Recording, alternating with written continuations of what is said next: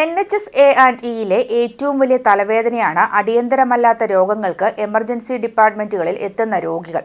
അടിയന്തരമല്ലാത്ത ആവശ്യങ്ങൾക്ക് ഇത്തരം രോഗികൾ എത്തുന്നത് എമർജൻസി ഡിപ്പാർട്ട്മെന്റിലെ തിരക്ക് വർദ്ധിപ്പിക്കുകയും രോഗികൾക്ക് വേഗത്തിൽ ചികിത്സ നൽകാൻ കഴിയാതെ പോവുകയും ചെയ്യുന്നുണ്ട്.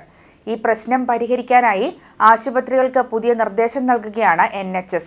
ഈ പദ്ധതി പ്രകാരം അടിയന്തരമല്ലാത്ത വിഷയങ്ങളിൽ എമർജൻസിയിൽ എത്തുന്ന രോഗികളെ തിരിച്ചയച്ച് പിന്നീട് വരാൻ നിർദ്ദേശിക്കും. ആശുപത്രിയിലെ തിരക്ക് കുറയ്ക്കാനും സർവീസ് നേരിടുന്ന വിന്റർ പ്രതിസന്ധി പരിഹരിക്കാനുമാണ് ഈ നീക്കം.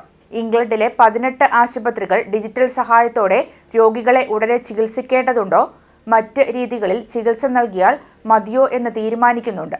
അടിയന്തര ചികിത്സ ആവശ്യമുള്ളവർക്ക് അത് വേഗത്തിൽ ലഭ്യമാക്കുകയും മറ്റുള്ളവരെ പിന്നീട് വരാൻ ആവശ്യപ്പെടുകയോ അല്ലെങ്കിൽ GP, ഫാർമസി എന്നിവയിലേക്ക് റെഫർ ചെയ്യുകയോ ആണ് ചെയ്യുന്നത്. ഈ രീതി എല്ലാ ആശുപത്രികളിലും നടപ്പിലാക്കാനാണ് NHS England chief executive Jim Mackey ആവശ്യപ്പെട്ടിരിക്കുന്നത്.